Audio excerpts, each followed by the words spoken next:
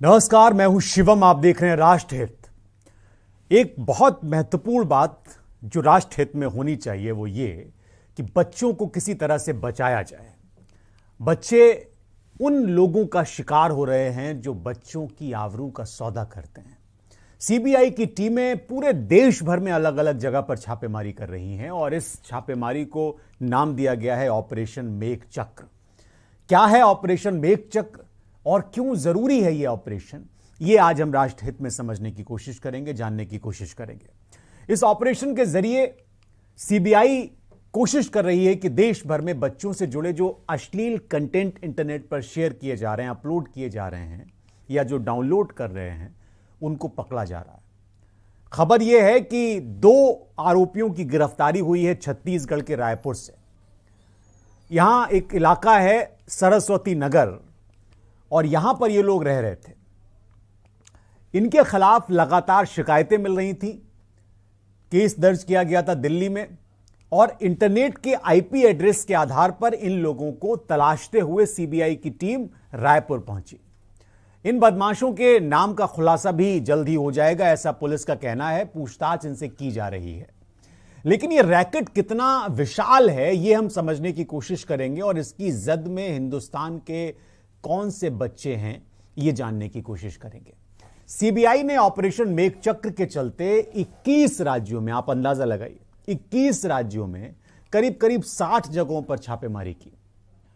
CBI के अफसर लगातार छापेमारी कर रहे हैं, जिसमें हरियाणा है, उत्तराखंड के देहरादून में हुई, हरियाणा के फतेहाबाद में हुई, गुजरात के कच्छ में हुई छापेमारी, गाजियाबाद में हुई, मुर्शिदाबाद पश्चिम बंगाल में, मुंबई, पुणे, नासिक, ठाणे, नांदेड़, सोलापुर, कोल्हापुर और नागपुर, रांची, चित्तूर आंध्र प्रदेश के कृष्णा जिले में हुई, रामनगर कर्नाटक के, कोलार कर्नाटक, फरीदाबाद हरियाणा, हाथरस में हुई उत्तर प्रदेश में हाथरस, बेंगलुरु में जहां पर कोडगू में छापेमारी की गई, छत्तीसगढ़ के रायपुर में छापेमारी की गई, नई दिल्ली में छापेमारी की गई, केरला में चिलक्कारा एक जगह है वहां पर छापेमारी हुई, डिडीगुल में हुई, तमिलनाडु के मदुरई में, गुरदासपुर और होशियारपुर पंजाब में हुई, चेन्नई, धनबाद, राजकोट, गोवा, हैदराबाद, अजमेर, जयपुर, कोल्हाकोट तमिलनाडु में, मल्लापुरम केरला में, लुनवाड़ा गुजरात, गोधरा, गुवाहाटी, ईटानगर अरुणाचल प्रदेश, बर्धमान महाराजगंज उत्तर प्रदेश, सारण, भागलपुर, अगरतला, मंडी। ये पूरी लिस्ट है, पूरी फहरिस्त है जहां पर छापेमारी की गई। यानी देश का लगभग हर हिस्सा इस रैकेट की चपेट में है। सीबीआई अफसरों को इंटरपोल से यह इनपुट मिला था और इसमें पता यह चला कि बच्चों के यौन शोषण के वीडियो, फोटो विदेशी साइटों पर भेजे जा रहे हैं। सिंगापुर से जो जानकारी मिली सीबीआई को, उसके आधार पर यह अलग अलग जगहों पर छापेमारी की गई। न्यूजीलैंड की पुलिस ने भी कुछ जानकारियां प्रोवाइड कराई थी हिंदुस्तान की पुलिस को और सीबीआई को। क्लाउड बेस्ड स्टोरेज जिसको कहते हैं, उसका इस्तेमाल करके हिंदुस्तान के लोग बाल यौन शोषण का जो कंटेंट होता है उसको शेयर कर रहे थे, विदेशों में भेज रहे थे और इसके तार पाकिस्तान और इंडोनेशिया जैसे देशों से जुड़े हुए हैं। अब इस पे कार्रवाई हो रही है। अलग अलग जगह से करीब 50 से ज्यादा संदिग्धों को हिरासत में लिया है सीबीआई ने और सीबीआई की टीमें मोबाइल, लैपटॉप और इलेक्ट्रॉनिक के जो दूसरे उपकरण जब्त किए गए हैं अलग अलग जगहों से, उनको अब तलाशने की कोशिश कर रही हैं ये है क्या। सीबीआई के अफसर इस कोशिश में हैं कि वीडियो या फोटो में दिख रहे बच्चों तक किसी तरह से पहुंचा जाए और फिर पीड़ितों और शोषण करने वालों की पहचान की जाए। आपको बता दें कि ये जो ऑपरेशन शुरू हुआ, इसकी शुरुआत 10 महीने पहले हुई। 10 महीने पहले इसी तरह का ऑपरेशन कार्बन चलाया गया था। तब कोरबा में छापा मारा गया, छत्तीसगढ़ में। इंटरनेट पर चाइल्ड पोर्नोग्राफी से जुड़ा हुआ पूरा रैकेट जो है वो काम कर रहा था। उनके अपराधियों की तलाश में सेंट्रल इन्वेस्टिगेशन ब्यूरो सीबीआई तब भी छत्तीसगढ़ में पहुंची और तब देश में 14 राज्यों में 77 जगहों पर छापेमारी की गई थी। इसमें कोरबा का दर्री भी शामिल था और आपको बता दें कि एक शख्स को अफसर के साथ लेकर गए थे तब, और लगातार इस पर पूछताछ भी की गई। तब उसके किसी राजनीतिक दल से जुड़े होने की बातें सामने आई थी। तो ये ऑपरेशन मेघ चक्र क्यों इतना खतरनाक, गैंग कैसे काम कर रहा है, इसको पता लगाने के लिए और इसको इसके खुलासा करने के लिए शुरू किया गया। आप देख रहे हैं हम लगातार राष्ट्र हित में इस तरह के कार्यक्रमों पर डिबेट कर रहे हैं और इन कार्यक्रमों में हम ये बात उठाने की कोशिश कर रहे हैं कि जो इंटरनेट और सोशल मीडिया के ज़माने में ये कंटेंट शेयर किया जा रहा है, कंटेंट का दुरुपयोग किया जा रहा है, बच्चों के कंटेंट को अलग अलग जगह पर भेजा जा रहा है और इंटरनेशनल गैंग इसमें इन्वॉल्व हैं अलग अलग देशों से, वो किस तरह से काम करते हैं हम ये समझने की कोशिश करेंगे और सामाजिक तौर पर कैसे इसमें अपडेट रहने की ज़रूरत है। ये ऐसे समय में मैं ये बहस कर रहा हूं जब आप उत्तराखंड की अंकिता भंडारी के मामले को टीवी स्क्रीन पर देख रहे होंगे। मैं ये ऐसे समय में डिबेट कर रहा हूं, बात कर रहा हूं जब आज डॉटर्स डे है, वर्ल्ड डॉटर्स डे।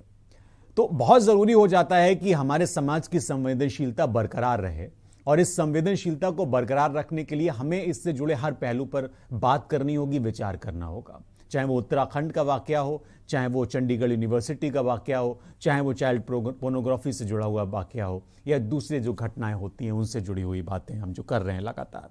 हमारे साथ साइबर एक्सपर्ट भी जुड़ेंगे, प्रतीक दुबे। हमारे साथ उषा विश्वकर्मा समाजशास्त्री हैं, सीनियर, वो जुड़ रही हैं हमारे साथ। तायरा हसन जी भी जुड़ेंगी, उनकी तबीयत नासाज है, वो थोड़ी देर में उन्होंने कहा है कि जुड़ेंगी हमारे साथ। हमारे साथ आरती श्रीवास्तव हैं, समाज सेवी हैं। आप सभी का बहुत स्वागत है राष्ट्रहित में। और पहला सवाल मेरा प्रतीक जी आपसे है और सवाल ये है कि ये जो चाइल्ड पोर्नोग्राफी को लेकर पूरे देश में छापेमारी की गई और बताया जा रहा है कि करीब 21 देशों से इसके तार जुड़े हुए हैं और यहाँ के कंटेंट को वो विदेशों में भेजते थे और पोलैंड, तुर्की, सूडान, दक्षिण Korea, Kuwait, Italy, Germany, Spain जैसे देशों से ये पूरा ऑपरेट हो रहा था। मैं समझना चाहता हूं कि इसको साधारण भाषा में, आम भाषा में कैसे समझे और कैसे ये पता लगाए कि कैसे पूरा नेटवर्क काम कर रहा था।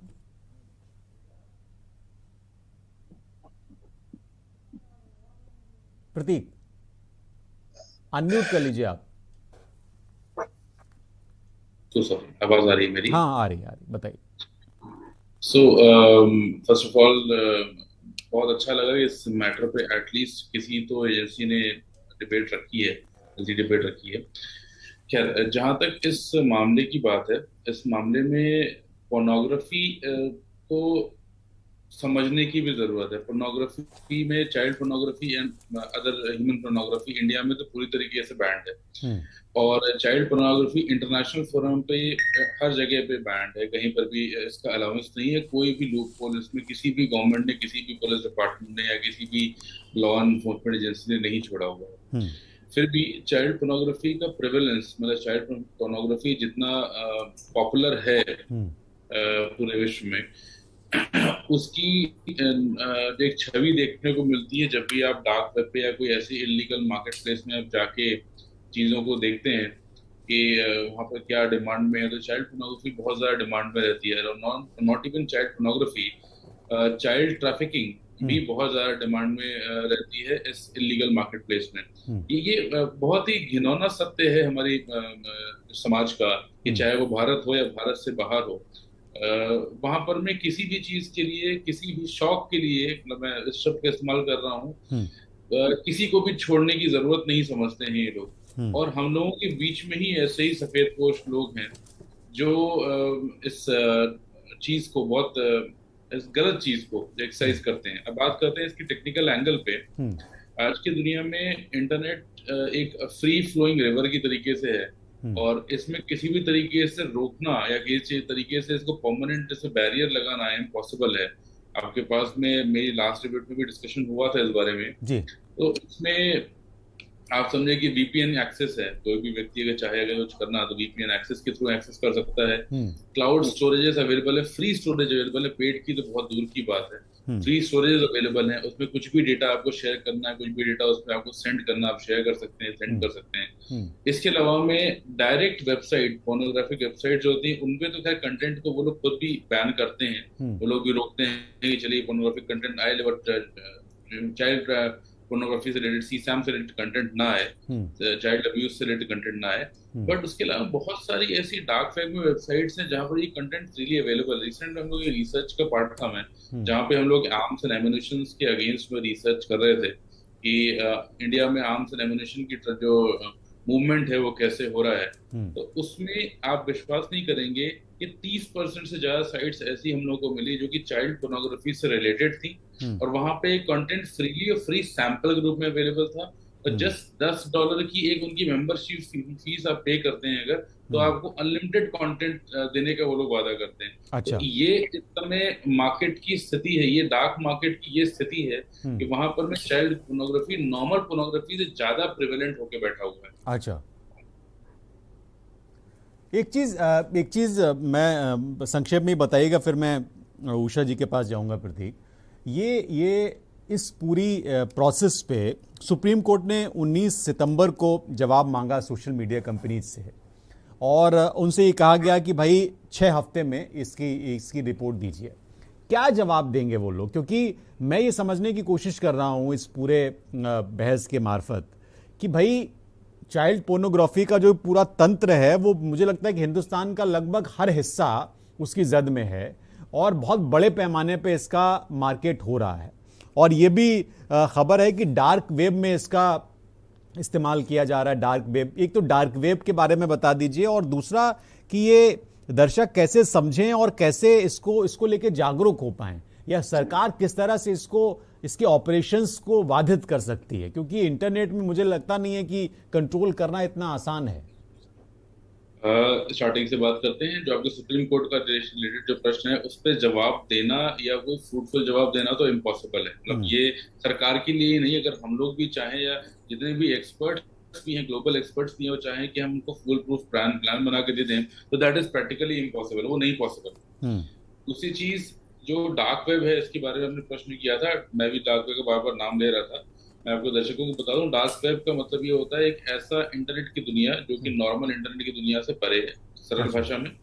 थोड़ा सा अगर इसको डिटेल में बताऊं आपको तो 1 मिनट में एक्सप्लेनेशन दूंगा इसका, कि डार्क वेब वो वेब की दुनिया है, इंटरनेट की दुनिया है जो गूगल से सर्च करने पे ओपन नहीं होती है। अच्छा।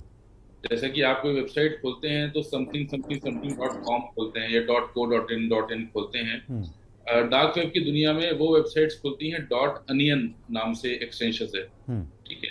और अनियन ही क्यों? अनियन मतलब प्याज, और प्याज की जैसी परतें होती हैं, तो परत के अंदर परत आपकी जो लेयर्स होते हैं, मतलब लेयर्स के अंडर में आपकी प्रॉक्सी सर्वर्स की रेंज में आप जाके इस वेब को एक्सेस कर सकते हैं। तो नॉर्मल आप अपने क्रोम पे चाहे कि वेबसाइट खोलेंगे .onion की तो नहीं खुलेगी। आपको डार्क वेब को खोलने के लिए टॉर ब्राउजर का इस्तेमाल करके आपको इस वेबसाइट को ओपन करना होता है, और वहां पे आप चीजों को देखते हैं। इनके सर्च इंजन भी अलग हैं, इनकी मेथोडोलॉजी भी अलग है, और इनके यहाँ पर देखने का तरीका भी अलग है, वेब होस्टिंग के तरीके भी अलग। और यहाँ पे पूरा कंट्रोल, जो आपने शायद सुना भी हो, बिटकॉइन का शब्द नाम सुना है, या अलग जो डिजिटल करेंसी नाम सुना है, तो यहाँ पे सारे ट्रांजैक्शन डिजिटल करेंसी में होते हैं ताकि इसका कोई ट्रेल नहीं होता है।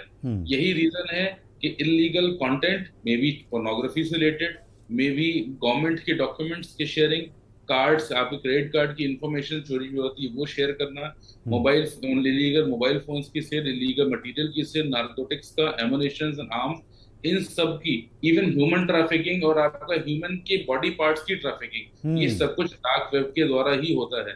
और एक चीज और सुन के आप लोगों को बहुत शॉक होगा कि जो इंटरनेट हम लोग यूज करते हैं, एज अ नॉर्मल यूजर हम लोग यूज करते हैं, ये पूरी दुनिया के इंटरनेट का सिर्फ 11% है। 89% इंटरनेट का हिस्सा डार्क वेब में ही ऑपरेट होता है। डार्क वेब का अपना सोशल मीडिया है, डार्क वेब में अपने मार्केट प्लेस है, अपना फ्लिपकार्ट काइंड ऑफ, अपना अमेजोन काइंड ऑफ स्टोर्स भी अवेलेबल है जहां से लोग रेगुलरली काम करते हैं, और उनकी अपनी रेपुटेशंस हैं कि वहां से आप लेंगे तो आपको गोलियां, वो एक अलग तरह की दुनिया है, वो आम दुनिया को उसका अंदाजा इतना नहीं है, उसके लिए कुछ घाक किस्म के लोग काम करते हैं, आप ये कहना चाह रहे हैं। जी, आरती श्रीवास्तव जी, ये जो एक कुप्रथा कह लीजिए, या ये कह लीजिए कि एक नई तरह की समस्या समाज में पैदा हो गई, इससे निपटने के लिए क्या इंतजामात होने चाहिए? क्या समाज उसके लिए तैयार है? क्योंकि चाइल्ड पोर्नोग्राफी का मुद्दा इतना ज़्यादा बड़ा हो गया है अब, और आप अपने आसपास की घटनाओं को भी अगर गौर करें, जो चाहे वो उत्तराखंड का मामला हो, अंकिता भंडारी का मामला हो, या उससे जुड़े जो अलग तरह के हम तमाम डिबेट करते रहते हैं कि नाबालिग बच्चियों के साथ जिस तरह का बर्ताव किया जा रहा है, एनसीआरबी का डेटा भी हम लगातार बहस कर रहे हैं उस पर, ये उसमें एक कदम आगे चला गया है। तो दोनों से ही मेरा सवाल है। उषा जी आपसे भी, पहले मैं आरती श्रीवास्तव जी आपसे पूछना चाहूंगा, फिर मैं उषा जी से पूछूंगा। जी आरती जी। जी शिवम जी, आप पहले तो आप सभी को, के न्यूज के सभी दर्शकों को बेटी दिवस की बधाई। और आज के दिन यह मुद्दा आपने उठाया, यह बहुत ही प्रशंसनीय है। राष्ट्र हित के लिए प्रशासित बेटी दिवस आज बेटियां बनाए, बाहुबली कैसे बनाए, यह एक अहम मुद्दा है। सरकार लगातार अपने स्तर से लगातार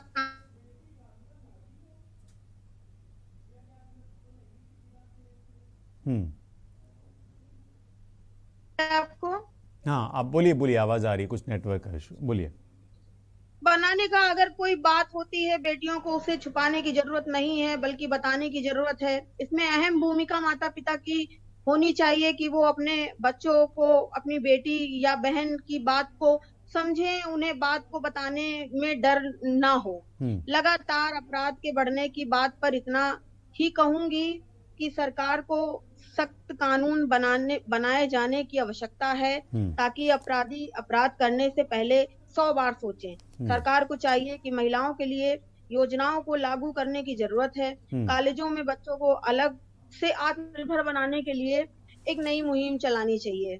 महिलाओं के लिए योजनाओं को लागू करने से बच्चों को अलग से आत्मनिर्भर बनाने की आवश्यकता है। मैं खुद एक महिला हूं और अपने चैनल के माध्यम से पूरे देश की महिलाओं को ये कहना चाहती हूँ कि माध्यम से कहना चाहती हूँ कि पूरे देश की महिलाओं ने कहना चाहती हूँ कि लोग लाज घबराना घर पर ना बैठें, उठें और आवाज उठाएं। उषा जी, हाँ उषा विश्वकर्मा जी भी हमारे साथ हैं। उषा जी, ये बहुत एक अलग तरह की समस्या है समाज के लिए, और मुझे लगता है कि जो भी समाज का हिस्सा है, यानी हम सभी समाज का हिस्सा है, और सभी के लिए बड़ा चिंतित होने की भी बात है। जो प्रतीक ने इशारा किया और वो अपने अनुभव से जो बता रहे थे, वो वाकई में बहुत भयावह स्थिति है, और उसका आकलन करना या उसको समझ पाना ये बहुत मुश्किल है एक आम आदमी के लिए। ये जो एक नए तरह का चलन शुरू हुआ चाइल्ड पोर्नोग्राफी से जुड़ा हुआ, और जो ये तमाम घटनाएं हो रही हैं, आज डॉटर्स डे पे हम जब ये डिबेट कर रहे हैं, तो ये हमारी एक नैतिक जिम्मेदारी भी है कि हम इस विषय को प्रमुखता से उठाएं।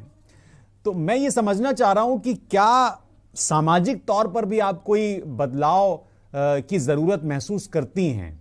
हालांकि बहुत बदला है समाज हाल के दिनों में, लेकिन फिर भी इस तरह की मुझे लगता है कि समस्या के लिए समाज अभी तैयार नहीं है।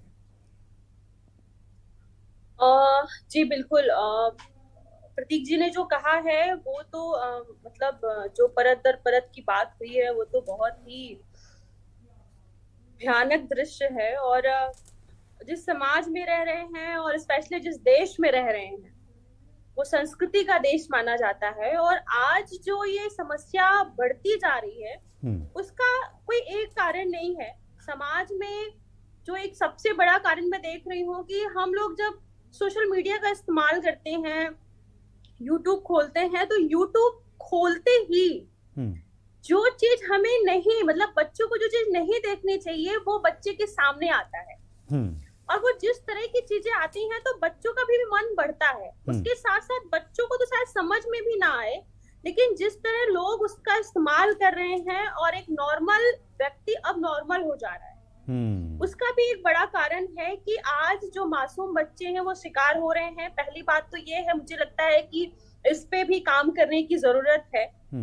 सोशल मीडिया, यूट्यूब और गूगल जैसी संस्थाओं के साथ भी बात करने की जरूरत है, काम करने की जरूरत है। दूसरी चीज ये है कि जिस समाज में हम रह रहे हैं, समाज में हमारा कैसा परिवेश है जी। हम आज के समय में ऑलमोस्ट पेरेंट्स जो हैं वो वर्किंग हैं, तो बच्चे अगर घर पे अकेले हैं तो बच्चों की सुरक्षा को लेकर के हम कितना ध्यान दे पा रहे हैं। बच्चे के पास मोबाइल है, बच्चे के पास कंप्यूटर है, तो बच्चा क्या देख रहा है, बच्चे के साथ जो व्यक्ति है या जो महिला है, जो पुरुष है, वो कैसा है, वो बच्चे को क्या सिखा रहा है, क्या पढ़ा रहा है, या बच्चे के साथ कैसा व्यवहार कर रहा है। बच्चा जिस स्कूल में जा रहा है, जिस इंस्टीट्यूट में जा रहा है, वहां का क्या मामला है, वहां पे कैसे शिक्षा दी जा रही है। लगातार कई बार स्कूलों से, विद्यालयों से, यूनिवर्सिटी से भी ऐसी समस्या आ रही है कि जहाँ सुसाइड हो रही है लड़कियों के, स्पेशली लड़कियों के। तो वहां पे भी ये देखने की जरूरत है कि अगर बच्चा हमारा, बेटी हमारी अवसाद में जा रही है, वो बहुत गुमसुम से दिख रही है, तो मुझे लगता है कि हर पेरेंट्स को, टीचर को बात करने की जरूरत है। तो ये सोसाइटी में भी हमें बहुत ही सचेत रहने की जरूरत है, घर में सचेत रहने की जरूरत है। इसके साथ साथ सरकार को ये चाहिए कि वो सिर्फ फॉर्मेलिटी मत करे कि हम कोई अवेयरनेस कार्यक्रम चला रहे हैं। जैसे हम सारे सब्जेक्ट्स पढ़ रहे हैं, वैसे क्यों नहीं एक करिकुलम बनाया जा रहा है कि ये सब्जेक्ट्स भी डालना जरूरी है, कि जो सेफ पार्ट है उसके बारे में हम कैसे बताएं। जो व्यक्ति सही नहीं है, जो जिसकी दृष्टि आप पे गलत पड़ रही है, उसकी पहचान उन बच्चों को कैसे करना सिखाएं।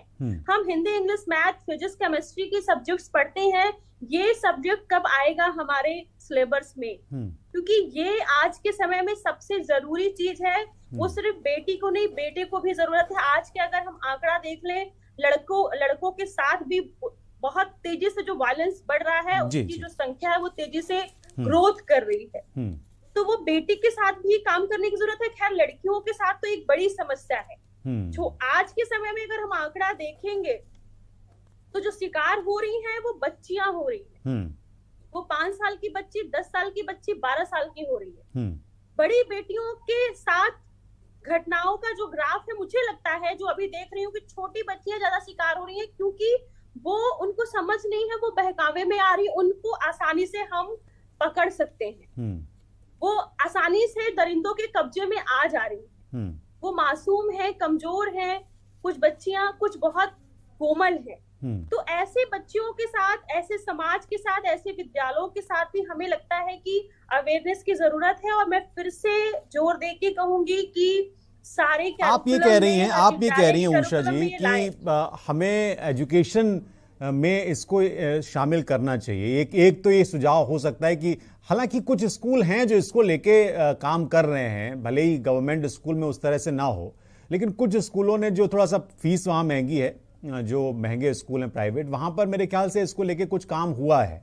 लेकिन जिस जगह, जिस तरह की पोर्नोग्राफी की हम बात कर रहे हैं, जिस तरह की समस्या पे हम बात कर रहे हैं, वो समाज के उस तबके में ज्यादा है जहां पर ये शिक्षा नहीं पहुंची है, जहां अवेयरनेस कम है। शायद मैं प्रतीक जी, मैं चाहूंगा कि बहुत संक्षेप में, फिर मुझे ब्रेक लेना है। मैं सही कह रहा हूं शायद कि ये समस्या उस सेगमेंट में ज्यादा है सोसाइटी के। प्रतीक, देखिए, एजुकेशन बहुत जरूरी है। अगर एजुकेशन में इन्वॉल्वमेंट नहीं होगा तो कोई और तरीका नहीं है इससे दूर जाने का। ये बहुत सिंपल सी बात है। टेक्निकल टर्म्स में हम चाहे कुछ भी कर लें, इसको हम लोग बिल्कुल भी 100% बैरियर नहीं कर सकते, बार ऑफ नहीं कर सकते हैं कि आप पोर्नोग्राफी, चाइल्ड पोर्नोग्राफी या जितनी भी कुरीतियां हैं उसको हम लोग जो है वीड आउट कर पाए बिना एजुकेशन के। तो एजुकेशन बहुत जरूरी है। एजुकेशन के बाद दूसरी चीज आती है कि अवेयरनेस कैंपेन्स कितने हो रहे हैं। वो मेरे ख्याल से ना के बराबर हो रहे हैं, ना के बराबर। लोग बात नहीं करना चाहते उस पर। ठीक है, अवेयरनेस कैंपेन्स बहुत जरूरी हैं। मैं एक छोटा सा एग्जांपल लूं, बहुत दिन पहले पोलियो के लिए बहुत सारे अवेयरनेस कैंपेन्स हुए, बहुत अच्छी तरीके से हुए। स्कूल जाके, घर जाके बच्चों को पोलियो की दवाई पिलाई गई और वीड आउट हो गया। It suddenly went away. हाँ, वो दो बूंद जिंदगी के बहुत चला, और लोग आमतौर पे कहते भी हैं उसको। लोग अगर चला पाते हैं वो बहुत इंपॉर्टेंट है। इरेडिकेशन एब्सोल्युटली अपने आप नॉर्मल तरीके से नहीं पॉसिबल। एजुकेशन एंड अवेयरनेस बहुत जरूरी है। और टेक्निकल साइड्स पे बच्चों को, टेक्निकल लेवल पे भी आपको एजुकेशन बहुत जरूरी है कि cyber safety and cyber security, personal and professional क्या होती है। ये बड़ा प्रश्न है प्रतीक, एक ब्रेक के लिए रुकना है मुझे। ये बड़ा प्रश्न है कि इस दिशा में ही हम बहुत पिछड़ रहे हैं कि हम टेक्नोलॉजी की बात कर रहे हैं, हम डिजिटल वर्ल्ड होने की बात कर रहे हैं, लेकिन उसके जो साइड इफेक्ट हैं, उसमें एक साइड इफेक्ट ये भी है कि हिंदुस्तान के लगभग हर हिस्से में छापेमारी सीबीआई ने की है, और एक बड़ा गैंग इसको ऑपरेट कर रहा है पूरी दुनिया भर में, और सब पैसे के लिए हो रहा है। सब पैसे के लिए हो रहा है। उसमें छोटे छोटे बच्चों की आबरू को बेचा जा रहा है बड़े सिस्टमेटिकली। एक छोटे से ब्रेक के लिए रुक रहे हैं, हम फौरन लौटते हैं।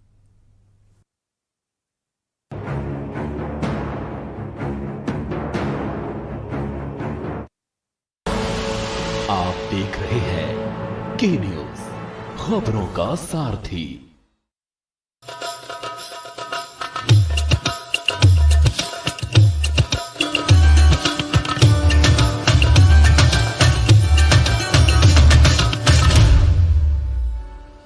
छत्तीसगढ़, भारत की धड़कन, विशिष्ट आदिवासी नृत्य रूपों के भव्य महोत्सव को देखने के लिए आमंत्रित करता है। स्वागत है आपका तीसरे राष्ट्रीय आदिवासी नृत्य महोत्सव 2022 में। 1 नवंबर से 3 नवंबर तक आयोजित यह महोत्सव भारत के छत्तीसगढ़ राज्य की राजधानी रायपुर में होगा। तो आइए अद्भुत, अविश्वसनीय और अनछुआ तीसरा राष्ट्रीय आदिवासी नृत्य महोत्सव 2022 1 से 3 नवंबर रायपुर। तो आइए हम सब मिलकर इस बार के राष्ट्रीय आदिवासी नृत्य महोत्सव को भी यादगार बनाएं। जय जोहार, जय हिंद, जय छत्तीसगढ़। देखें कौन नया खिलाड़ी आया है। समझा देते हैं, प्यार से समझाएंगे। ये तो अपनी जुबान है। जुबान एक हो तो दिल भी एक होने चाहिए। विमल, बोलो जुबान केसरी। फिट रहना है तो फिटनेस हेल्थ ऑयल ले आओ। You are correct. हाँ, करेक्ट होता है बाबूजी। सही बोले हैं, तो ले आइए फिटनेस हेल्थ ऑयल। आप देख रहे हैं के न्यूज, खबरों का सारथी।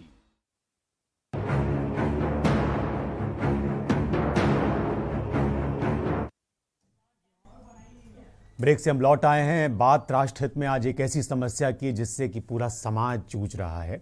एक खास पैनल है हमारे साथ। प्रतीक, ब्रेक से पहले जो मैं बात कर रहा था, आपने एक बड़ा महत्वपूर्ण बात कही। आपने कहा कि भाई इसमें, इस पूरे मामले में और इस तरह के जितने भी मामले हैं, इससे पहले जो हमने इंस्टेंट लोन ऐप का भी डिबेट किया था आपके साथ, इस तरह के मामलों में बहुत अवेयरनेस नहीं है, लोग उसके बारे में जानते नहीं हैं और उसका शिकार हो जाते हैं। ये जो मामला है, ये चाइल्ड बाल यौन शोषण सामग्री से जुड़ा हुआ जो मामला है, इस मामले में मैं एक चीज़ नोटिस कर रहा हूँ, वो ये कि इसकी मांग, जैसा कि आपने बताया, बहुत ज़्यादा है और बहुत महंगे दामों पर ये सेल होती है और पूरी दुनिया का एक नेक्सस काम कर रहा है, जो डार्क वेब में भी काम कर रहा है और जो बहुत सिस्टमेटिकली इसको ऑपरेट करता है अलग अलग छोटी छोटी जगह पे। चूंकि जो जगह है जहां पर छापेमारी की गई, ये हाथरस में छापेमारी हुई है, छोटा सा जिला है, महाराजगंज छोटा सा जिला है, इन छोटी छोटी जगहों पे छापेमारी हुई है। यानी ये जो चीज जहां से ऑपरेट हो रही है वो बहुत माइक्रो लेवल पे और सोसाइटी के निचले तबके में इस तरह से चीजें ऑपरेट की जा रही हैं। मैं आपसे समझना चाह रहा हूं कि एक तो ये अवेयरनेस प्रोग्राम से जुड़ा हुआ है कि इसको लेके इतनी उदासीनता क्यों है। दूसरा ये जो कि आपका विषय है, टेक्निकली मैं जानना चाहता हूं कि कानूनी अड़चनें बहुत ज़्यादा हैं इस तरह के मामलों में, तो इन अड़चनों को कैसे कम किया जाए, क्योंकि आईटी एक्ट वगैरह है लेकिन वो उस तरह से वर्केबल नहीं है मेरे ख्याल से, और वो उससे बहुत डरते नहीं है इस तरह के ऑपरेशंस करने वाले लोग। नहीं, ऐसा बिल्कुल भी नहीं है एक्चुअली। अच्छा। मैं इस चीज से थोड़ा सा आपसे मेरा नहीं बिल्कुल आप हाँ, प्रोसेस में अलग है। आईटी एक्ट में आईटी एक्ट विस्तारीकरण वैसे भी हो ही रहा है, बट आईटी एक्ट में करंट में भी बहुत स्ट्रॉन्ग लॉज हैं कि चाइल्ड पोर्नोग्राफी या किसी भी तरह की जो ऑब्सीन मटेरियल का पब्लिशिंग और ट्रांसमिटिंग जो है वो पूरी तरीके से इलीगल है। ठीक है, तो मैं क्राइम के मामले में, जो टेक्निकल मामले में तो बाद में आता हूँ, बट मैं आपको पहले बताता हूँ कि छोटे एरियाज में ऐसा क्यों हो रहा है और गरीब एरियाज में ऐसा क्यों हो रहा है। इसका मेन रीजन ये है क्योंकि छोटे एरियाज में करने पे आपको गरीब तबके के लोग मिल जाते हैं, पहली बार, जिनको आप थोड़ा सा पैसा देख के और उनसे गलत काम करा देते हैं। उनके लिए गलत की परिभाषा उनकी भूख से ज्यादा है, भूख से कम है, तो उनका पहले भूख मिटाना ज्यादा जरूरी है, उसके लिए वो कुछ भी करने को तैयार हो जाते हैं, पहली चीज। दूसरी चीज, इंडिया में या इंडियन सबकॉन्टिनेंट में इतना ज्यादा प्रभाव क्यों है? पाकिस्तान हुआ, इंडिया है, या आपका इंडोनेशियन आइलैंड्स हैं, इसके अलावा अदर एरियाज हैं जो कि इंडिया के आसपास में हैं, या साउथ ईस्ट एशियन कंट्रीज में इनका प्रभाव इसलिए ज्यादा है बिकॉज ब्राउन स्किन चाइल्ड की जो वीडियोस की डिमांड है वो डार्क वेब में या फिर जो नेगेटिव मार्केट प्लेस है यहाँ पर ज्यादा है। तो इस वजह से इन एरियाज में, स्पेसिफिक इंडिया में हो गया या इंडोनेशिया में हो गया, वीडियोस की डिमांड ज्यादा है। तायरा जी भी हमारे साथ आ गई। तायरा जी, स्वागत है आपका। आपकी सेहत नासाज थी मुझे बताया गया, लेकिन आप आई, इसके लिए बहुत आपका आभार जी। पूरी बात करिए आप, फिर मैं तायरा जी के पास आऊंगा। प्रतीक, सेकेंड चीज, जो आपकी अवेयरनेस की बात है, अवेयरनेस अगर नहीं होगी तो कोई भी मेथड नहीं है इसको वीड आउट करने का। अवेयरनेस बहुत जरूरी है दोनों चीज की। एक तो एडल्ट एजुकेशन है, जैसे मैं सेक्स एजुकेशन की बात करूँ, इसकी अवेयरनेस बहुत जरूरी है और इसका एक लेसन बहुत जरूरी है आपके जो इन्फेंट्स में, जो टॉडलर्स है वहां से लेकर और आपके इंटरमीडिएट तक, बिकॉज वही लोग सबसे ज्यादा जल्दी विक्टिमाइज होते हैं। दूसरा, इंटरनेट का यूजेज कितना होना है, क्या होना है और उसको किस तरीके से कंट्रोल मॉनिटर करना है, या उसकी उस इंटरनेट के यूजेज कैसे हम रेगुलेट कर सकते हैं, इस पे वर्क करना बहुत जरूरी है। इसमें पेरेंट्स को बहुत ज्यादा सीखने समझने की जरूरत है। थर्ड थिंग, जो आपका क्वेश्चन था कि आईटी एक्ट में बहुत ज्यादा इस पे भी हार्श रूल्स नहीं है सर। आईटी एक्ट में 67A जो आईटी एक्ट का है वो कॉग्निजेबल ऑफेंस के रूप में देखा जाता है, इससे देखता है चाइल्ड पोर्नोग्राफी को, किसी प्रकार की पोर्नोग्राफी को, और उसमें 10 लाख तक का सजा और उसमें 5 साल तक की जो है सजा और 10 लाख तक का फाइन, ये दोनों है। प्लस ये 5 साल की सजा होने के साथ में भी ये कॉग्निजेबल ऑफेंस की श्रेणी में भी देखा जाता है, यानी कि तुरंत अरेस्ट भी इसमें है। तो इसमें हम ऐसा नहीं कह सकते कि हमारा एक्ट कमजोर है या हमारा लॉ कमजोर है। लॉ हमारा परफेक्टली फाइन है। जैसे ही लोग पकड़े जा रहे हैं, सीबीआई भी रेड पकड़ेगी तो आईटी एक्ट 67A के अंदर ही उनको बुक करेगी, उसी के अंडर में उनको लेके जाएगी। ताहिरा जी ये अब आज जब मैं ये सवाल कर रहा हूँ आपसे, तो आज एक तो डॉटर्स डे भी है, आज उत्तराखंड के मसले पे भी कल हम बहस कर चुके हैं, इससे पहले भी हम इस तरह के इश्यूज पे बात कर चुके हैं, और ये उनसे भी ज़्यादा गंभीर विषय है और बाल यौन शोषण सामग्री से जुड़ा हुआ विषय, जिसको लेके पूरे देश भर में छापेमारी की गई और अभी भी इस पर बहुत सारे लोग इन्वॉल्व हैं, ऐसी बातें आ रही हैं। मैं आपसे समझना चाह रहा हूं कि ये जो एक नए किस्म की समस्या समाज के सामने मुंह बाए खड़ी हुई है, इससे निपटने के लिए एक तो चुनौतियां, दूसरा ये कि क्या तरीके अपनाए जाने चाहिए जिससे कि इन चीज़ों से बचा जा सके। क्योंकि प्रतीक ने बड़े कायदे से बताया कि कैसे ब्राउन स्किन, ये अलग अलग टर्म्स हैं जो पूरे इंटरनेशनल मार्केट में इस तरह से तैर रहे हैं और उनका एक अलग बाजार है, अलग तरह की एक दुनिया है और उसमें ये सेल होती हैं चीज़ें। और इसमें ऐसा नहीं है कि सिर्फ ऊपर वाले लोग इन्वॉल्व हैं, टॉप टू बॉटम एक बहुत नेक्सस काम करता है बहुत तरीके से। ये कितना चिंताजनक है आपके नजरिए से? नहीं, देखिए बहुत ज्यादा चिंता की बात है। इस पे कानून की बात अभी कर रहे थे पैनलिस्ट। कानून तो देखिए हमारे यहाँ मजबूत हैं, महिलाओं की सुरक्षा के भी कानून बहुत मजबूत है। निर्भया के बाद बहुत मजबूत कानून हाथ में है। इम्प्लीमेंटेशन की बात होनी चाहिए। देखिए जब कानून इम्प्लीमेंट किए जाएंगे तभी इसका कुछ असर दिखेगा।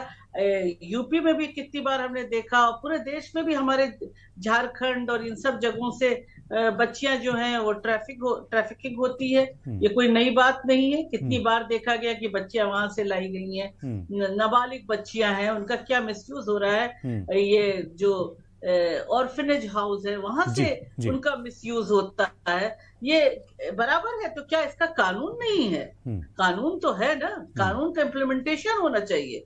जब पावरफुल लोग भी उसमें इन्वॉल्व होते हैं और कानून का इम्प्लीमेंटेशन उस प्रॉपर तरीके से नहीं हो पाता जिस तरीके से होना चाहिए, और अकाउंटेबिलिटी जब कोई बहुत बड़ा एक केस हो जाता है, सामने आ जाता है, तो उसके बाद खड़ी होती है। जैसे भी आपने उत्तराखंड के लिए कहा, तो उत्तराखंड में महिलाएं सड़क पे उतरी हुई हैं, इसलिए वहां बात हो रही है कि वो बीजेपी के लीडर के ओनर का रिजॉर्ट था, वहां बिटिया जो है वो काम करती थी, रिसेप्शनिस्ट थी। तो लड़कियां पढ़ेंगी नहीं, आगे बढ़ेंगी नहीं, काम नहीं करेंगी इस डर से कि भाई उनको उठा लिया जाएगा, ट्रैफिकिंग हो जाएगी, बलात्कार हो जाएगा, तो बच्चियां आगे कैसे बढ़ेंगी? बात तो हो रही है बच्चों के आगे बढ़ने की। तो पहले हम जो देश में ट्रैफिकिंग है उसको तो रोके पहले। जो जगह जगह से गरीब हमारा जो ऑप्रेस क्लास के लोग हैं, जिनको रोटी नहीं है, वहां पे बच्चियों को ये कह के कि तुम्हें नौकरी दिलाएंगे, तुम्हें काम दिलाएंगे, महिलाओं को ये कह के लाया जाता है, उनका उत्पीड़न होता है, शोषण होता है। तो मुझे लगता है इस पे भी एक बात होनी चाहिए। और जो प्लेसमेंट एजेंसी जो लोग इनको हेल्पर्स को रखवाती हैं घरों घरों में, उनकी भी अकाउंटेबिलिटी फिक्स होनी चाहिए, क्योंकि वो भी वहां से अलग अलग जगहों से लाती हैं महिलाओं को और लड़कियों को और घरों में रखवाती हैं। तो उन सब पे सब रजिस्टर्ड है कि नहीं प्लेसमेंट एजेंसीज, पहले तो मैं कह रही हूँ जो देश में है वहां पे रोकने की कोशिश करें हम, एक स्टेप बाय स्टेप चलेंगे।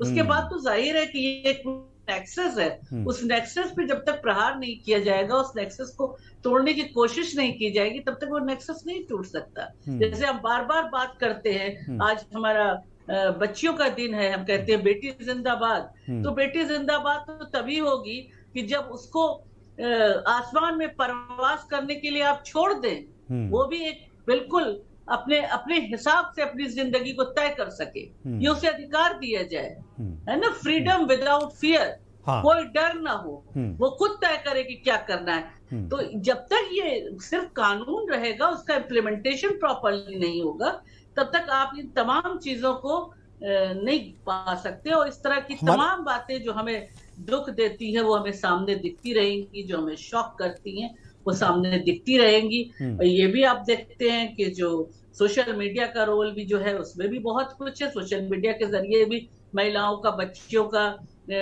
मेंटल टॉर्चर होता है, और उसमें सजा का जो भी प्राविधान हो, मैं कह रही हूँ, और लेकिन उतनी कड़ी सजाओं का नहीं है। इसको थोड़ा और आईटी एक्ट को बेहतर करना होगा और इसकी अवेयरनेस लोगों तक ले जाना होगा, क्योंकि वो आईटी एक्ट के बारे में बहुत कुछ तो मुझे खुद ही नहीं पता है। तो ये आईटी एक्ट के बारे में इसकी अवेयरनेस को ले जाना चाहिए। हाँ, लोगों को कम से कम पता हो कि भाई क्या है, कैसा है। वो अवेयरनेस प्रोग्राम इस तरह से नहीं होते। कैसे उसको हम अपनी शिकायत कहाँ दर्ज करेंगे, कैसे दर्ज करेंगे, और उसका रिड्रेसल कैसे होगा, ये नीचे तक जाना चाहिए। बिल्कुल सही बात है। एक दर्शक है हमारे साथ रोहतास से, स्वागत है आपका, बताइए क्या कहना चाहते हैं।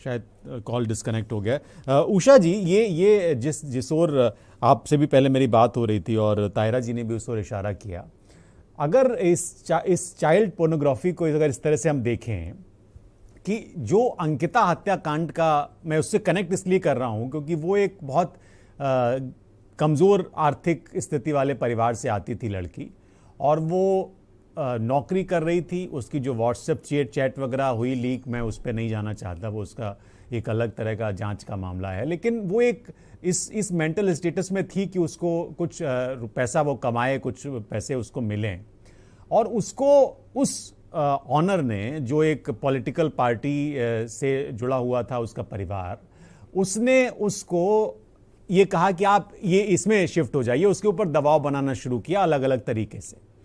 ये भी जो जिस विषय पे हम बात कर रहे हैं, ये कनेक्टेड इसीलिए है, जो प्रतीक ने कहा कि एक छोटी आय वर्ग के लोग हैं जिनके लिए पेट की आग ज्यादा मैटर करती है, और वो इस वजह से इस ओर धकेले जाते हैं, बहुत उनको नहीं पता होता, और जब तक पता चलता है तब तक बहुत वक्त हो चुका होता है।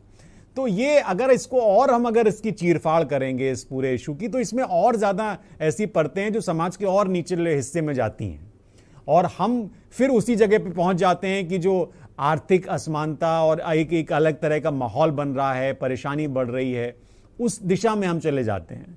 तो ये इससे निपटने के लिए जाहिर सी बात है कि अवेयरनेस एक कारण हो सकता है, पेरेंटिंग एक दूसरा कारण हो सकता है, सोशल मीडिया का इस्तेमाल कैसे किया जाए इसके बारे में बताया जाना चाहिए, सिलेबस होना चाहिए।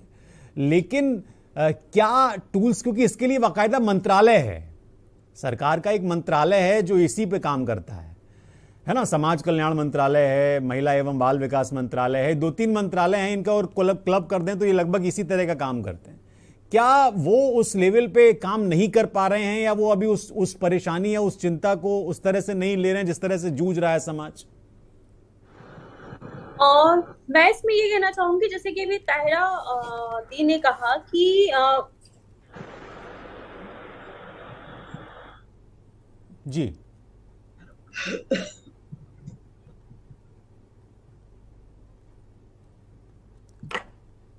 हाँ जी जी जी जी, तो मैं ये कहना चाहूंगी कि जैसे कि ताहिरा दी ने कहा कि जिसमें इसमें क्या है कि जो लोग पहले से ही इन्वॉल्व हैं, अगर हम उत्तराखंड की बात करें तो इस सरकार के मतलब लोग इन्वॉल्व हैं, तो उस पे पहले अंकुश लगे ना, हम उनको बचाने के चक्कर में पड़े हुए हैं। तो भाई कानून तो बना हुआ है, बहुत ठीक बात है, लेकिन जब हमारे ही रक्षक भक्षक बन जाए तो हम कहाँ जाएं? पहली चीज उस पे कड़ाई से काम करने की जरूरत है। दूसरी चीज, बेटियों को बहुत अवेयरनेस की जरूरत है। वो इसलिए कि जैसे आपने कहा कि हम बहुत गरीब तबके से आते हैं।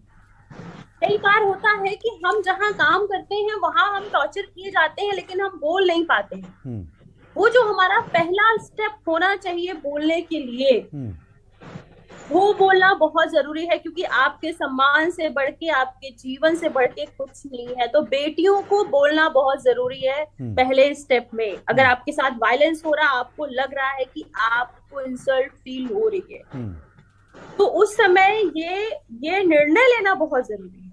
इसके साथ साथ जब ये उत्तराखंड में ये वारदात हो रही थी, अगर हम लखनऊ की बात करें, आसियाना रेप केस जैसा बड़ा कांड हुआ और उस लड़के के साथ एक स्त्री शादी करके वो जीवन व्यतीत कर रही है, तो मुझे लग रहा है समाज में भी चेतना लाने की जरूरत है कि अगर कोई ऐसा इंसान है और इतनी दरिंदगी कर रहा है, तो हम समाज को उसको बहिष्कृत करना होगा। हम आसानी से अपनी बेटी दे देते हैं, तो हमें भी ये सोचने की जरूरत है कि अगर ऐसा कोई व्यक्ति दरिंदगी कर रहा है तो हमें उसको बहिष्कृत करना होगा।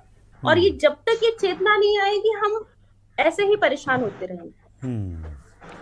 तायरा जी, फिर मैं एक सवाल मैं आपसे ले रहा हूँ, उसके बाद फिर मैं आरती जी के पास जाऊंगा। ये जो जिक्र किया, प्रतीक भी उससे पहले कह रहे थे कि इसका जो कंज्यूमर है इंटरनेशनल मार्केट में इस तरह के कंटेंट का, वो बहुत ज़्यादा है और वो बहुत मोटी कीमत भी देता है इसके लिए। और इसमें कुछ लोग जो इस पूरे व्यवस्था में इन्वॉल्व हैं, वो स्वेच्छा से इन्वॉल्व हैं, कुछ को जबरिया लाया गया है। हो सकता है कि जो स्वेच्छा से इन्वॉल्व हो बात, हाँ सॉरी बट एक चीज मैं ऐड करूंगा जी। ये इंटरनेट का कंटेंट है, इंटरनेट ये CSAM कंटेंट की अवेलेबिलिटी है, आपके मोबाइल के मंथली रिचार्ज से भी कम कीमत पे अवेलेबल है आपको साल भर के लिए। अच्छा 600 रुपए 700 रुपए में आपको साल भर के लिए कंटेंट मिलता है ये। हाँ, लेकिन फिर भी लोग कीमत तो देते ही है ना, ये कीमत तो देते ही है। तायरा जी, तो ये दो तरह की चीजें बराबर मूव कर रही हैं, क्योंकि आप अभी देख रही होंगी कि इतने सारे इंटरनेट पे, टेलीग्राम ग्रुप्स पे इतना ज्यादा कंटेंट आ गया है इस तरह का। ऐसा लग रहा है कि किसी ने बंद कर रखा था वॉल्व और अचानक से उसको खोल दिया तो पूरा एकदम कंटेंट भरा पड़ा इस तरह का। और इससे हमारी सोसाइटी कितनी ज्यादा खराब हो रही है, ये तो हम देख ही रहे हैं। तो इसका तो कोई मुझे तोड़ नजर आता नहीं। अगर आप बता सकें, आपके पास कुछ सुझाव हो, क्योंकि लोगों का इस तरह के कंटेंट में ज्यादा इंटरेस्ट है, और जब हम इस तरह की बात करेंगे तो उनको लगेगा क्या ये पंचायत कर रहे हैं बैठ के। नहीं, देखिए, इसको रोका भी तभी जा सकता है कि कैसे अपडेट पे, ये तो साइबर के पूरे उसको क्राइम जो देखते हैं उनको इसको समझना होगा। क्योंकि देखिए ये क्या है कि औरतों को जो है वो कॉमोडिटी बनाया जा रहा है। अब कुछ औरतें विलिंगली बन रही, जैसे कह रहे हैं, पैसे के लिए, और मैं उनको कह रही हूँ उनको भी रोका जाना चाहिए।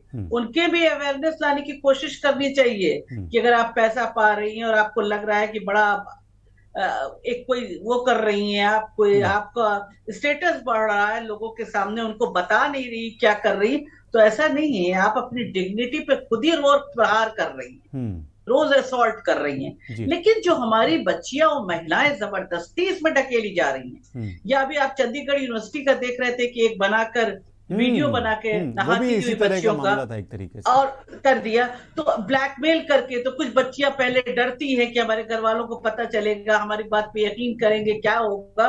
पेरेंट्स को भी पूरा ट्रस्ट रखना चाहिए अपने बच्चियों पे, और बच्चियों और पेरेंट्स के बीच में एक दोस्ताना रिश्ता होना चाहिए कि अगर कोई बात हो तो फौरन वो फोन उठाएं और बताएं कि ऐसा ऐसा हुआ है, किसी लड़की ने ऐसा किया है, ऐसा है, जिसमें पेरेंट्स और बच्ची सब एक साथ खड़े हो जाए। वहां बहुत पैनिक हो गया था लड़कियों में। तो मुझे लगता है कि इस तरह से ब्लैकमेल वाली बात भी है। एक ग्रुप है जिससे नेक्सस होते हैं कि भाई तुम बनाओ वीडियो, हमको दो, फिर हम उसके लिए पैसा मांगेंगे, ब्लैकमेल करेंगे। यहाँ मैं वही कहूंगी कि औरत को कॉमोडिटी बनाया जाता है, इसीलिए जब एडवर्टाइजमेंट्स में औरतों का इस्तेमाल होता है कि आप एक बाथरूम का टैप दिखा रहे हैं, उसमें महिला के शरीर को दिखा रहे हैं, उसका क्या है, परफ्यूम दिखा रहे हैं और उस परफ्यूम का अजीब सा एडवर्टाइजमेंट दिखा रहे हैं, तो आप क्या बताना चाहते हैं? मैं तो कहती हूँ जो एडवर्टाइजमेंट महिलाएं हमारी कर रही, मैं उनसे भी रिक्वेस्ट करती हूँ कि कम से कम वो ये सोचे ये जो डिग्निटी में प्रहार हो रहा है सभी महिलाओं की हो रहा है। क्या और उसका इम्पैक्ट फिर ऐसा होता है कि फिर हम उस पे जो बात कर रहे हैं वो उसका इम्पैक्ट एक तरीके से वहां पर भी है, वहां पे भी है। तो औरत को कॉमोडिटी समझा जाता है, इसलिए लोग औरत को कॉमोडिटी समझ के यूज एंड थ्रो वाली जो वो है, तो वो जाहिर है पेट्रियार्की डीप रूटेड है, वो अपना बनाती है रूल और चाहती है कि सेक्सुअलिटी को कंट्रोल करे थ्रू दैट रूल। तो वो कहती है कि अच्छा तो महिला बाहर निकलेगी 10 से 5 के बजाय और देर तक जाएगी, तो ये तो होगा ही। तो वो चार दीवारी में घसीटने की बात करती है। और हमारी जो महिलाएं बेचारी जो पूरी जीविका अपने घर की चला रही होती हैं, अपनी चला रही होती हैं, वो कई बार इस चीज को इग्नोर करने पे विवश हो जाती हैं, क्योंकि वो पूरा परिवार उनकी सैलरी पे चल रहा होता है। फिर जब आगे बात पड़ती है, तो जब बर्दाश्त के बाहर होती है, तो वो कहती है, अंकिता के साथ भी उसी तरह देखिए आप कि वो कह रहे कि कोविड में लोग मतलब उस तथ्य का मुझे पूरा नहीं पता है, लेकिन जो उसमें आ रहा था कि वो कोविड में उसके पिता की जॉब चली गई थी, वो परेशान थी, वो यही एक जॉब थी उसके पास जो वो कर रही थी, लाइवलीहुड चल रहा था उसका, उसके परिवार का।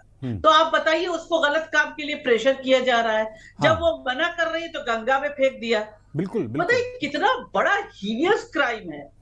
और कन्विक्शन रेट अगर इस क्राइम में नहीं बढ़ेंगे, 100% नहीं होंगे, तो मैं बार बार कहती हूँ कानून जितने सख्त से सख्त बना लीजिए आप, उससे कुछ होने वाला नहीं। कन्विक्शन रेट को बढ़ाइए, लोगों में कानून का डर हो, महिला की अस्मिता रौंदने से पहले वो 100 बार सोचे कि वो क्या करने जा रहा है, ये डर उसके अंदर होना चाहिए। एक दर्शक है संगीता हमारे साथ, मैं उनका कॉल ले लूं, काफी देर से वो वेट कर रही हैं रामपुर से। संगीता जी अगर आप हैं तो बताइए, स्वागत है आपका। विक्टिम हूँ जी, now I am 55 years old। जी, जब मेरे साथ मतलब अब्यूज हुई तो मैं थाने गई, मेरे को हेल्प नहीं मिली, काउंसलिंग नहीं मिलती, फैमिली भी जो है आपको सपोर्ट नहीं करती, कि उनको लगता है हमारी बदनामी होगी समाज में। तो और मतलब कई बार तो मतलब हमारे अब्यूजर्स विद इन फैमिली भी होते हैं, और पुलिस के पास मैं गई भी हूँ, तब भी मतलब ये था मेरे को कि मेरी फैमिली मेरा सपोर्ट नहीं करेगी। I had my abuser arrested, but next day my mother went with my older sister court में, जब भाई को वहां पे भेजा गया कि नहीं जी ऐसी कोई बात नहीं, ये झूठ बोल रही है। नतीजा उसका है कि भाई की हिम्मत और बढ़ गई, और आज मैं 55 साल की औरत हूँ और मैं अकेली रह रही हूँ। I was isolated from the entire खानदान की। ये तो खराब औरत है, जो खराब है उसको सब एंटरटेन कर रहे हैं, और फैमिली का कोई सपोर्ट नहीं मिला, कुछ नहीं मिला। मैंने बहुत स्ट्रगल किया है अपनी लाइफ में, and it is I am telling you, ये रोज एक मौत होती है जब आपको इंसाफ नहीं मिलता। आप रोज जीते हैं और रोज मरते हैं। मैं इससे ज्यादा कुछ नहीं कह सकती। मैं मतलब इससे अच्छा मैं सालों पहले मर जाती, बिकॉज मेरे को कहीं हेल्प नहीं मिली, काउंसलिंग नहीं मिली। I was not in a position to afford private counselling. और जब कोई मेरे को उसके बाद आइंदा जिंदगी में भी किसी ने कभी तंग करा, तो मुझे ये लगता था मेरे में ही कमी है, और मैं विरोध भी बहुत ढंग से नहीं कर पाती थी। I change so many jobs. मुझे लगता था मेरे मुंह पे लिखा हुआ है कि भाई ये खराब औरत है। मैं खराब नहीं थी, ओनली दिस थिंग कि फैमिली से भी मुझे सपोर्ट नहीं मिला, काउंसलिंग नहीं मिली मुझे कहीं पे भी, जैसे गवर्नमेंट को काउंसलर प्रोवाइड करना चाहिए। संगीता जी आपने जो बात की है, उठाया है जो विषय, मैं ज़रूर अपनी तीनों ही जो हमारे साथ मेहमान हैं उनसे मैं पूछूंगा, जो खुद भी महिला हैं। ये खराब औरत की परिभाषा मैं ज़रूर पूछूंगा, और आपने जिस ओर इशारा किया है मैं ज़रूर उनसे जानना चाहूँगा। और ये एक बहुत सारी महिलाओं का ये प्रश्न है। बहुत अच्छा लगा मुझे कि आपने फ़ोन किया और लाइव टीवी पे ये बात कहने की हिम्मत जुटाई। अनीता जी, आरती जी, आप ही बताइए मुझे, ये जो अभी एक फ़ोन में जो कॉलर थी हमारी, उन्होंने बहुत ज्वलंत बात की। 25 साल से लेकर 55 साल की उम्र तक वो एक उसमें रहीं, और आज वो बता रही हैं कि वो आज भी माथे पे ख़राब औरत का तमगा लेके घूम रही हैं, उनके साथ जो कुछ भी हुआ उनको मदद नहीं मिली, काउंसलिंग नहीं मिली और अलग अलग तरीके से उनको प्रताड़ित किया जाता रहा। ये मेरे विषय में इसलिए भी है जो मैं आज उठा रहा हूँ क्योंकि इस तरह की खराब औरतों, जिनको सो कॉल्ड खराब औरत जिसको कह सकते हैं, लोग कहते हैं, समाज में एक तरह का टैबू है। इसको आप किस तरह से देख रही हैं? मैं इस पे यही कहना चाहूंगी कि जो लोग ऐसी मानसिकता रखते हैं, जो लोग औरतों पे खराब होने का टैग लगाते हैं या मानते हैं कि औरतें खराब हैं और औरतों को कहीं से काउंसलिंग नहीं,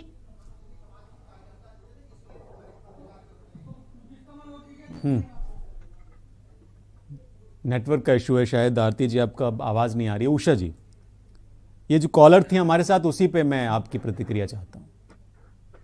जी, तो अच्छी औरत और बुरी औरत की तो परिभाषा बहुत मुश्किल है। समाज ने जिन परिभाषाओं को बताया है कि हम अगर मुझे लग रहा है आपने सुना होगा वो जो कह रही थी, वो लाइव टीवी पे अगर उन्होंने कहने की हिम्मत जुटाई और उन्होंने तमाम तरह की चीजें कही कि मैं 55 साल की हूँ, आज भी मेरे माथे पे वो एक दाग है। जी, मैं उसी को बोल रही हूँ कि अगर मुझे अपने हक की बात करने पर मुझे खराब औरत कहा जाता है तो मैं तैयार हूँ।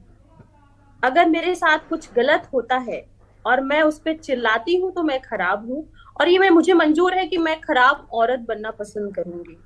तो बात बस फर्क इतना है कि आप जो समाज ने टैबू बनाया है उसको अपने माथे पर लगा के मत चलिए। आप अपनी बात कहते रहिए, और आप अगर अपनी बात कह रही हैं आंख में आंख मिला के कहिए, और आपको ये फील होना चाहिए कि खराब औरत में आपकी नजर कैसे उठ रही है, उससे फर्क पड़ता है। ताहिरा जी, आप आखिरी कमेंट आपका, यही फोन कॉल जो आया, क्योंकि मैं इसमें क्या कहूँ, मुझे वाकई में बहुत अजीब लगता है जब इस तरह की फोन कॉल्स आते हैं कार्यक्रम में। जी ताहिरा जी बताइए। बिल्कुल, मैं संगीता से कहना चाहती हूँ कि मैं और हम जैसी तमाम औरतें उनके साथ खड़ी हैं और उनके हौसले को मैं सलाम करती हूँ, उनके जज्बे को सलाम करती हूँ कि इसके बावजूद अपने परिवार से अलग होकर वो रह रही हैं। बड़ा मुश्किल काम होगा, 25 साल का ये सफर कोई आसान सफर नहीं होगा उनके लिए। जब भी महिला सवाल उठाती है, आंख में आंख डाल के बात करती है, तो वो महिला हमेशा खराब कही जाती है। ये सिर्फ संगीता जी आपके लिए नहीं है, जो भी महिलाएं करती हैं, कहते हैं इनसे दूर रहो। ये वो महिलाएं, मैंने भी देखा जब मैंने ये महिलाओं के बीच में काम शुरू किया था, इसी लखनऊ के एरिया में लोग कहते थे ये ताहिरा हसन आ रही है, इनसे दूर रहना, तो ये अच्छी महिला नहीं है, ये महिलाओं को वोकल कर देंगी, खड़ा कर देंगी, ये ठीक बात नहीं है। तो ये आप संगीता जी, आप बहादुर महिला हैं, और हर बहादुर महिला को कहा जाता है, हर हौसले वाली महिला को कहा जाता है कि ये खराब महिला है। तो आप ये समझ लीजिए कि आप हौसले वाली महिला है, आप बहादुर महिला हैं। और ये महिलाओं को खांचे में बांटना, ये पुरुष प्रधान समाज की अपनी एक रणनीति है, जिसमें वो कहते हैं कि जो चुप हो जाती हैं, खामोश हो जाती हैं, पुरुष कुछ गड़बड़ करे उसको भी नहीं बताती हैं, उसमें भी पर्दा डाल लेती हैं, वो सही होती है। और अक्सर परिवारों में भी, मैं आपकी माता जी अगर जिंदा हो तो उनसे कहना चाहती हूँ कि आप सोचिए कि आपने ये काम सिर्फ इसलिए किया होगा कि मेरी और बेटियों के साथ कुछ गड़बड़ी ना हो, लोग कहें ना, तो लोगों के कहने पर अगर आपने किया तो वैसे भी कुछ हो सकता है। आपको ये सोचना चाहिए था कि आपको अपनी बेटी के साथ खड़ा होना चाहिए था, एक बेहतर समाज बनाने के लिए, एक अच्छा समाज बनाने के लिए। प्रतीक, बहुत संक्षेप में मुझे बताइएगा, आखिरी में मैं आपसे कमेंट चाहूंगा इस आपके ही एक्सपर्टीज में, कि क्योंकि मुझे ख़त्म करना है एक्सपर्टीज़ में, ये मैं जानना चाह रहा हूँ आपसे कि ये एक बहुत बड़ा मामला हो गया है हिंदुस्तान में और सीबीआई इसकी तहकीकात कर रही है। क्या आपको लग रहा है कि इसको लेके एक दूसरे तरह से काम करने की ज़रूरत है सरकार को, और कुछ और तब्दीलियाँ करने की ज़रूरत है इसको रोकने के लिए, क्योंकि बहुत ज़्यादा इस तरह का अश्लील कंटेंट इंटरनेट पे भर गया है? देखिए, पहली बात, मैं शर्मिंदा हूँ जिस तरीके की मैंने भी कॉल अभी सुनी है, उसको सुन मैं इतना शर्मिंदा हूँ कि पुरुष प्रधान समाज में इस तरह की कुरीतियों के होने के बावजूद भी महिलाएं इस तरीके से जी रही हैं। I am very sorry to hear that. खैर, जो मैं मेन टॉपिक पे मैं अगर आके बात करूँ, समय आपके पास भी कम है, कि जो सरकार को करना है वो सिर्फ एजुकेशन एंड अवेयरनेस प्रोग्राम पे करना है।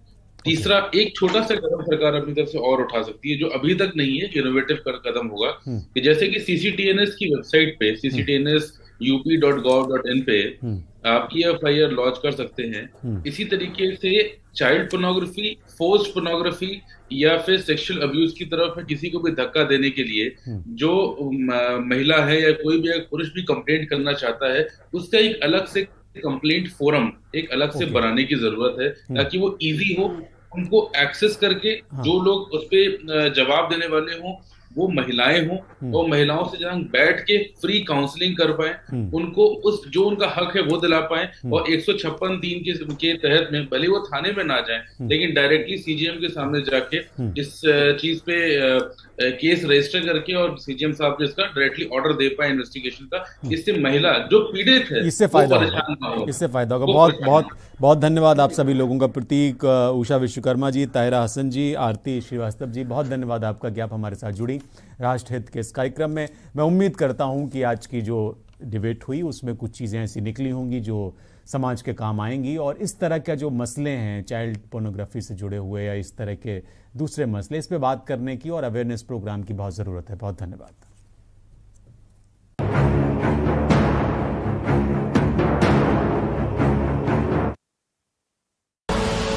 आप देख रहे हैं के न्यूज़ खबरों।